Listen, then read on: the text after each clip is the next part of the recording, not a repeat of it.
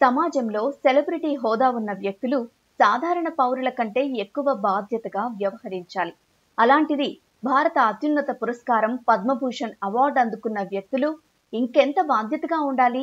ఇప్పుడు ఇదంతా ఎందుకంటే మ్యాన్సన్ హౌస్ అనే ఓ లిక్కర్ కంపెనీకి నందమూరి బాలకృష్ణ బ్రాండ్ అంబాసిడర్ గా మారారు.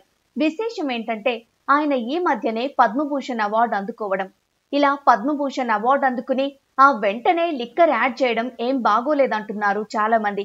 ఈ విషయంలో బాలకృష్ణపై సోషల్ మీడియాలో విమర్శలు వినిపిస్తున్నాయి. Balakrishna favourite brand mansion house. ఆ విషయాన్ని ఆయన ఎన్నోసార్లు చెప్పుకున్నారు. కొన్ని సినీ ఫంక్షన్లలో ఆయన కోసం కుర్చీ పక్కనే ఈ బ్రాండ్ సీసా పెట్టిన సందర్భాలు ఉన్నాయి. అలా తన బ్రాండ్ ఏంటనేది చెప్పుకోవడానికి ఆయన మొహమాట పడరు కూడా.